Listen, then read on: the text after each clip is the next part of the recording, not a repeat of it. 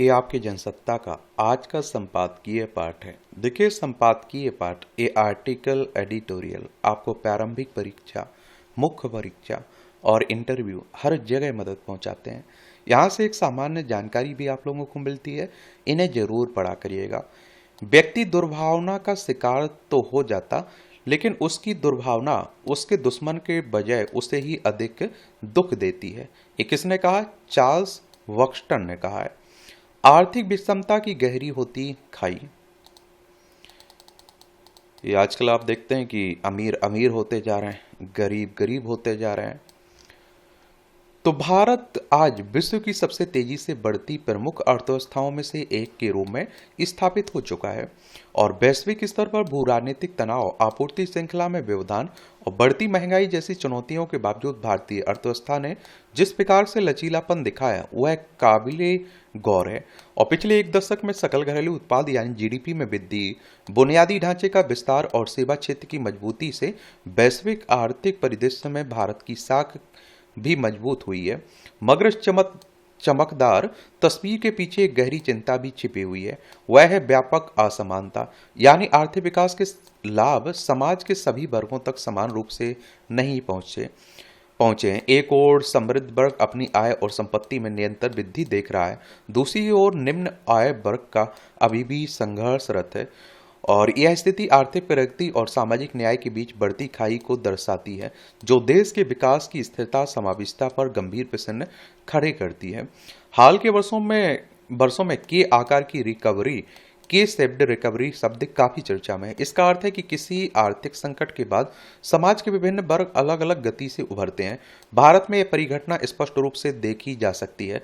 Corona महामारी के बाद बड़े उद्योगों और निगमित घराने और उच्च आय वर्ग तेजी से उभर गए। शेयर बाजारों में उछाल आया, डिजिटल अर्थव्यवस्था का विस्तार हुआ, उच्च कौशल वाले लोगों के लिए अवसर बढ़े। इसके विपरीत छोटे व्यवसाय, दिहाड़ी मजदूर और असंगठित क्षेत्र के श्रमिकों को भारी नुकसान उठाना पड़ा। यह विभाजन समाज को दो भागों में बांट देता है, एक जो तेजी से ऊपर जा रहा है और दूसरा जो पीछे छूटता जा रहा है। यही कारण है कि समावेशी विकास अब एक अनिवार्यता बन चुका है।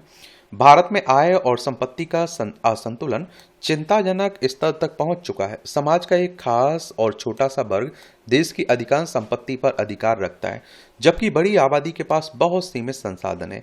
शीर्ष 10% लोगों के पास राष्ट्रीय आय और संपत्ति का बड़ा हिस्सा केंद्रित है, जबकि निचले 50% लोगों की हिस्सेदारी बहुत कम है। यह केवल बाजार की स्वाभाविक प्रक्रिया का परिणाम नहीं है, बल्कि शिक्षा, रोजगार, संसाधनों तक असमान पहुंच का नतीजा है। वित्तीय बाजारों और जमीन जायदाद कारोबार के बढ़ते प्रभाव ने इस असमानता को और गहरा किया और जिनके पास पहले से संपत्ति थी उसमें तेजी से बढ़ोतरी हुई है, और जबकि जिनके पास संसाधन नहीं थे वे और पीछे रह गए हैं। यह स्थिति दीर्घकालिक सामाजिक और आर्थिक अस्थिरता को जन्म दे सकती है। देश का मध्यम वर्ग, जिसे अर्थव्यवस्था की रीढ़ माना जाता है, वह आज कई तरह की चुनौतियों का सामना कर रहा है। बढ़ती महंगाई, सीमित वेतन वृद्धि और आप देखते हैं कि रोजगार की अनिश्चितता ने इस वर्ग की आर्थिक स्थिति को प्रभावित किया है। मध्य वर्ग बचत, निवेश और मांग को आगे बढ़ाता है, और अगर यह वर्ग कमजोर होता है तो इसका सीधा असर पूरी अर्थव्यवस्था पर पड़ता है। भारत में असमानता केवल आंतरिक कारणों से नहीं बल्कि वैश्विक परिस्थितियों से भी प्रभावित होती है। और आप देखते हैं कि अंतर्राष्ट्रीय स्तर पर कच्चे तेल की कीमतों में उतार चढ़ाव, व्यापारिक तनाव, आर्थिक अनिश्चितता भारत की अर्थव्यवस्था को प्रभावित करती है। घरेलू स्तर पर भी कई संरचनात्मक समस्याएं हैं, जैसे ग्रामीण शहरी अंतर, क्षेत्रीय असमानता और असंगठित क्षेत्र का पिछड़ना। हालांकि सरकार की ओर से डिजिटल और बुनियादी ढांचे के क्षेत्र में किए गए प्रयासों से नए अवसर पैदा हुए, लेकिन इनके लाभ सभी तक समान रूप से नहीं पहुंचे हैं।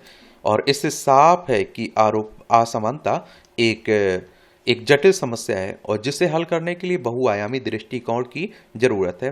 देश की आर्थिक वृद्धि के बावजूद रोजगार सृजन अपेक्षाकृत तेजी से नहीं हो पाया और देश की बड़ी आबादी आज भी असंगठित क्षेत्र में कार्यरत है, जहां न तो स्थायी आय होती है और न ही सामाजिक सुरक्षा। कोरोना महामारी ने इस कमजोरी को उजागर किया और लाखों लोगों ने अपनी नौकरियां खो दी और उन्हें अपने गांव की ओर लौटना पड़ा। यह स्थिति बताती है कि भारत की अर्थव्यवस्था में रोजगार का ढांचा कितना अस्थिर है। ऐसे में समाधान के लिए श्रम प्रधान उद्योगों को बढ़ावा देना, कौशल विकास को मजबूत करना और रोजगार को औपचारिक रूप देना आवश्यक है। समाज में असमानता को कम करने में शिक्षा और कौशल की महत्वपूर्ण भूमिका होती है, लेकिन भारत में इस क्षेत्र में भी कई चुनौतियां हैं।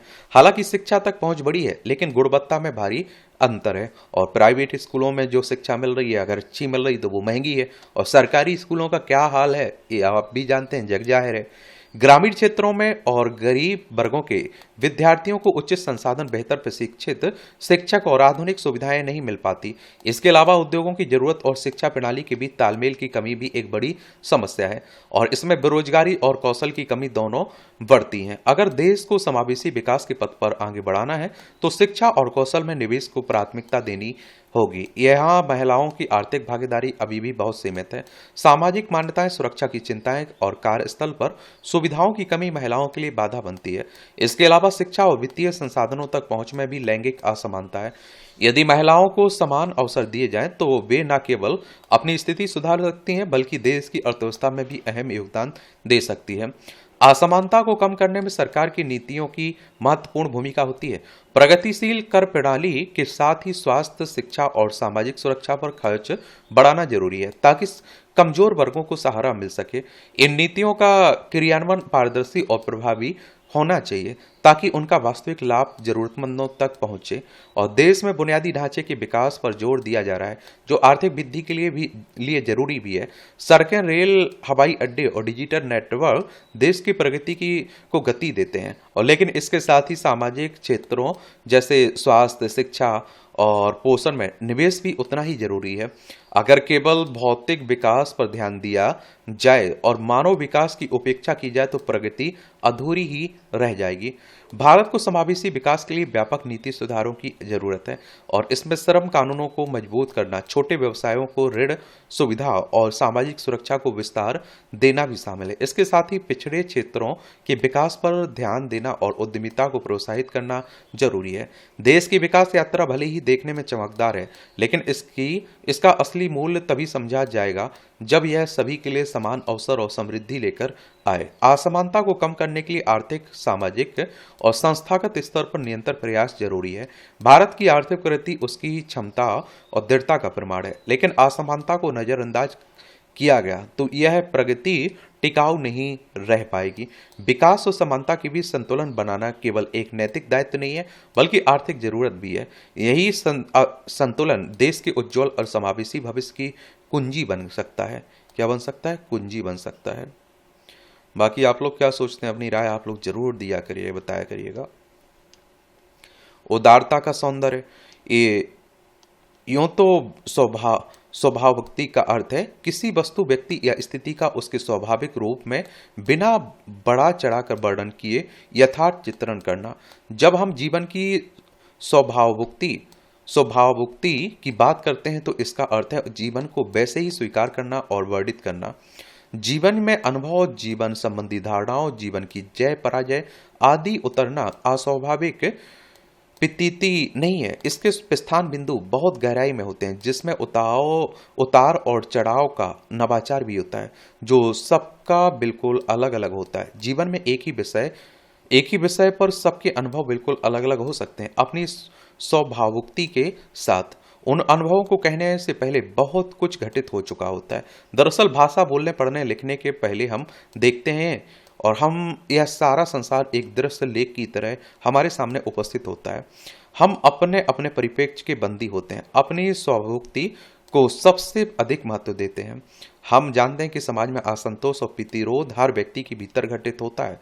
यह एक सुदीर्घ और अनवरत परंपरा है, जो उत्तरोत्तर जीवन की मुख्य धारा के स्तर पर प्रतिष्ठित होती गई है। लेकिन उनमें मानव नेति, मानव के अस्तित्व, मनुष्य केंद्रित मौलिक अनुभव होना जरूरी है। केवल घोषित प्रतिरोध छलावा है। मानवीय सघनता स्वभावोक्ति का सत्व है, और मानवीय संशक्ति की पहली और आखिरी शर्त मानव जीवन है, चाहे वह एक सीमा तक विरोधाभासों से क्यों ना भरा हो। जीवन में निराशा, हताशा और ये सत्यास ऊब, और आप देखते हैं कि भय सब कुछ खप जाता है।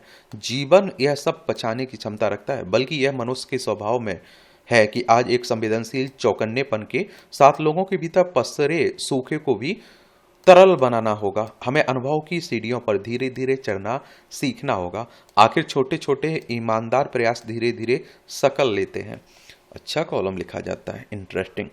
इन दिनों हमारी बौद्धिक प्रक्रिया इतनी तीव्र हो गई है कि वह हृदय के क्षेत्र से अनभिज्ञ हो रही है। एक स्थिर रुके हुए और 100 विवादों, व्यक्तिगत कुंठाओं से भरे समकाल में वर्तमान में उपस्थित मानवीय संकटों से भविष्य की संभावनाओं को कैसे तराशा जाए, यह प्रश्न खड़ा है। एक तरह तरह की भ्रामक स्थिति कभी कभी मन में निर्मित होने लगती है।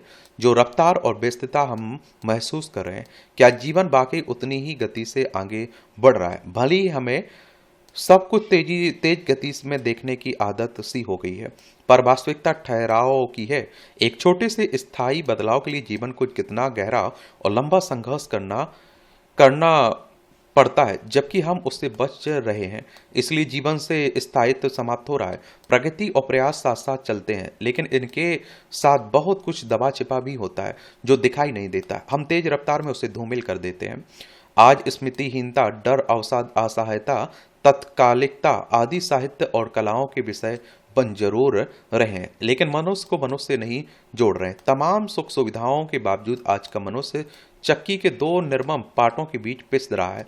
देखा जाए तो जीवन का प्रत्येक क्षण, हर घटना किसी प्रयोगशाला की तरह है। शांत निर्वटा जो तो आवेग भी है, और इसी में चट्टानों से थपेड़े खाकर भी अडिग रहने वाला पहाड़ी स्वभाव भी है। लेकिन जीवन का प्रत्येक क्षण अपनी प्रासंगिकता में रहे, यह जरूरी नहीं है, क्योंकि हर स्वभाव की प्रकृति है और हर प्रकृति में कुछ गुण अवगुण है। व्यक्ति को भावुकता और स्वभाव कोमल दुर्बलता के कारण जीवन में अधिक संघर्ष करना पड़ता है, और अपनी महत्वाकांक्षा के कारण बाहर के संसार के अतिरिक्त अपने अंतर जगत से भी निरंतर जूझते रहना पड़ता है। जीवन में पश्चाताप आंतरिक भावनाओं से संबंधित है, और यह स्वभाव में निहित होकर भी कभी मुखर नहीं होता है। पश्चाताप तभी हो सकता है जब हमारे पास उदारता हो, और जिस परिवेश में हम हैं वहां पश्चाताप करने की स्थिति तो कई बार निर्मित हो सकती है, लेकिन हम करते नहीं, क्योंकि हम एक ऐसे युग में पैदा हुए हैं जिसमें हर मनुष्य का जीवन मौजूदा उतार चढ़ाव से प्रभावित हुए बिना नहीं रह सकता है। कभी कभी ऐसा लगता है कि इस आपाधापी में मनुष्य अपनी मानसिक सीमाओं के रहते हुए शांति, जीवन, सौंदर्य और लोक मंगल के स्वर्ग को प्रतिष्ठित नहीं कर सकता। मनुष्य को दो समायोजन जीवन पर्यंत समझने होते हैं, एक बाहर एक भीतर का। दोनों ही उसके स्वभाव से टकराते हैं। हालांकि जीवन का स्वभाव ही परिवर्तन है। सुख दुख, सफलता असफलता, उतार चढ़ाव सब समय के प्रभाव में आते जाते रहते हैं। आज चारों ओर से हमारी सोच और भावनाओं, विचारों, विचारधाराओं ने और धर्मों तथा पूर्वाग्रहों ने ऐसे घेर रखा है जैसे मनुष्य स्वतः प्रवाह से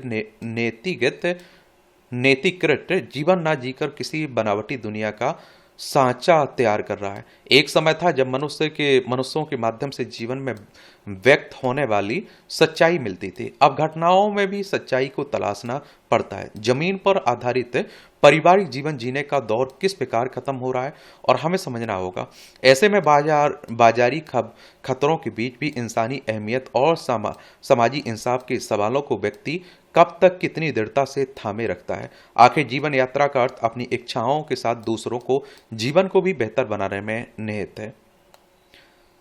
बाकी आप लोग क्या सोचते हैं, बताया करिएगा अपनी राय, या आप देखिए टिप्पणियां हैं, पढ़ना हो तो पढ़ सकते हैं। इसकी पीडीएफ आपको मिल जाती है, एजुकेशन सर्कल प्लेटफॉर्म है ना, वहां डाल दी जाती है। मतदान का हक। पश्चिम बंगाल में मतदाता सूची के विशेष गहन पुनरीक्षण यानी एसआईआर की प्रक्रिया की वजह से जिस तरह की जटिलता खड़ी हुई है, उसमें लाखों मतदाताओं के मताधिकार से वंचित रह जाने की आशंका है। लाखों लोगों की। इस मसले पर राज्य के आम लोगों के बीच आक्रोश भी देखा गया, मगर यह सवाल अब भी कायम है कि अगर किन्हीं वजहों से बाद में पात्र साबित हुए मतदाता वोट देने से वंचित रह गए तो इसके लिए किसे जिम्मेदार ठहराया जाएगा। मान लीजिए कि मैं कहता हूं कि बाहरियों को, विदेशियों को, जो घुसपैठ करके आए हुए हैं, बांग्लादेशी हो, पाकिस्तानी हो, म्यांमार वाले हो, कहीं से भी आए, उन्हें वोट देने का अधिकार नहीं होना चाहिए। लेकिन अगर सोचे कि उन लोगों का जो भारतीय नागरिक है, भारत में रहते हैं और भारत में ही पैदा हुए हैं, सब कुछ उनका भारत में ही है, अगर उन्हें वोट देने का अधिकार नहीं मिल पाता है तो ये बड़ा प्रश्न चिन्ह खड़ा होता है लोकतंत्र पे कि वोट देने का अधिकार ही छीन ले रहे हैं हमसे आप। समस्या है कि पश्चिम बंगाल में 23 और 29 अप्रैल को वोट डाले जाने हैं। अब तक भारी संख्या में वैसे लोग मतदाता सूची से बाहर हैं जिन्हें विचाराधीन की श्रेणी में रखा गया या जो किसी मामूली गड़बड़ी की वजह से नियमों की कसौटी पर पात्र नहीं माने गए। यह बेवजह नहीं है कि राज्य में इस मसले पर तीखे मत विरोध उभरे हैं। मांग की जा रही है कि चुनाव आयोग ऐसी कोई व्यवस्था करे ताकि किसी पात्र मतदाता को मतदान के अधिकार से वंचित नहीं होना पड़े। इसी के मद्देनजर सुप्रीम कोर्ट ने गुरुवार को अनुच्छेद 142 का हवाला देते हुए एक अहम आदेश दिया। पश्चिम बंगाल में 23 अप्रैल को होने वाले पहले चरण के मतदान के लिए अपीलीय प्राधिकरण जिन लोगों की अपील पर 21 अप्रैल तक फैसला दे देगी वे अपने मतदान के अधिकार का इस्तेमाल कर सकेंगे। वहीं प्राधिकरण की ओर से जिन लोगों की अपील पर 27 अप्रैल तक फैसला दिया जाएगा वे 29 अप्रैल को दूसरे चरण में अपने मताधिकार का उपयोग कर सकेंगे। यानी सुप्रीम कोर्ट के इस आदेश के बाद राज्य के लाखों वैसे लोगों को राहत मिली है जिन्हें किन्हीं वजहों से एसआईआर की प्रक्रिया के दौरान वोट देने का अधिकार से वंचित मान लिया गया था और उसके बाद मतदाता सूची से हटाए गए बहुत सारे नाम लोगों ने अपीलीय प्राधिकरण में अपील दायर की हुई है, उन्हें पात्र मतदाता माना जाए। दरअसल सुप्रीम कोर्ट ने निर्वाचन आयोग को निर्देश दिया कि पश्चिम बंगाल में मतदाता सूची से नाम हटाए जाने के खिलाफ जिन मतदाताओं की अपील प्राधिकरण की ओर से स्वीकार कर ली गई उनके नाम को शामिल करते हुए पूरक संशोधित मतदाता सूची जारी की जाए।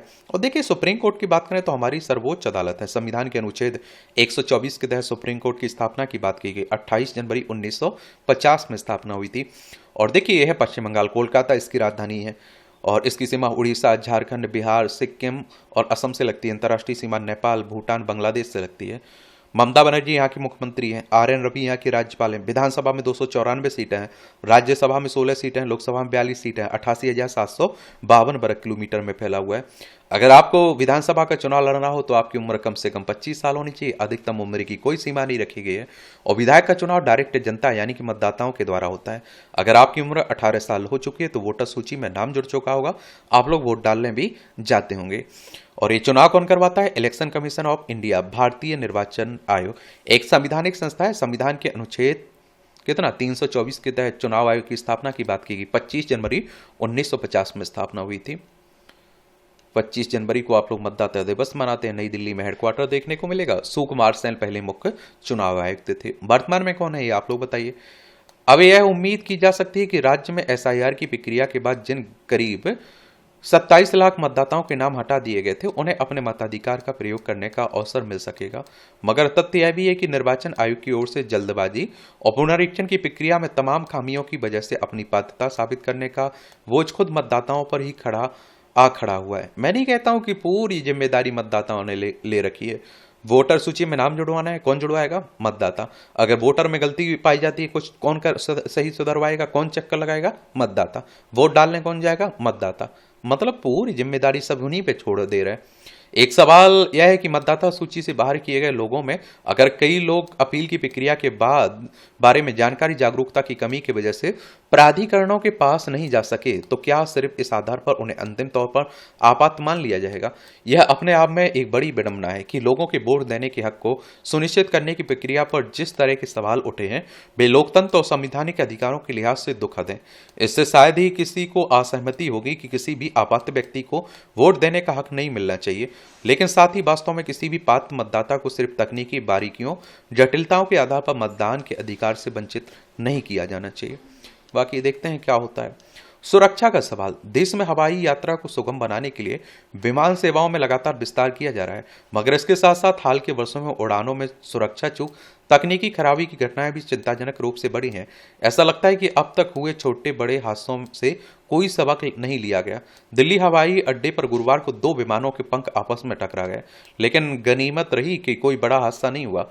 और इस घटना ने एक बार फिर हवाई सफर की सुरक्षा पर सवाल खड़े कर दिए। आखिर क्या वजह है कि एक के बाद एक सुरक्षा चूक के मामले सामने आ रहे हैं, लेकिन व्यवस्था में सुधार के ठोस और कारगर प्रयास धरातल पर नजर नहीं आते। इस तरह की घटनाओं में विभागीय कार्रवाई संबंधित कर्मियों को निलंबित करने, जांच प्रक्रिया शुरू करने की औपचारिकता तक ही सीमित रह जाती है। चूक किस वजह से हुई, भविष्य में इसकी पुनरावृत्ति को रोकने के लिए क्या कदम उठाए गए, इसकी जानकारी शायद ही कभी सार्वजनिक हो पाती है।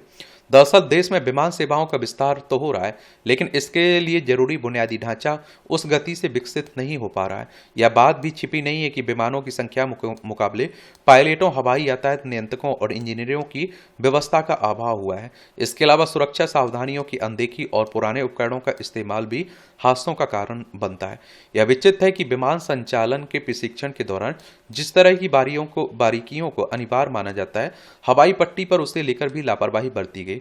इससे स्पष्ट है कि जब अड्डे पर ही यात्रियों की जान जोखिम में पड़ जाती है, तो हवा में सफर के दौरान किस तरह के खतरे पैदा हो सकते हैं, इसका अंदाजा सहज ही लगाया जा सकता है। हर हादसे की तरह इस मामले में भी एक वायु यातायात नियंत्रक 2 पायलटों को ड्यूटी से हटा दिया गया। लेकिन सवाल है कि महज इस तरह की कार्रवाई से सुरक्षा चूक का स्थायी हल निकल पाएगा। जाहिर है कि जब तक समस्या की जड़ में जाकर उसे खत्म नहीं किया जाएगा, तब तक व्यवस्था में सुधार नहीं हो पाएगा। केवल लीपापोती करने से कुछ नहीं होता है, ये आप भी जानते हैं।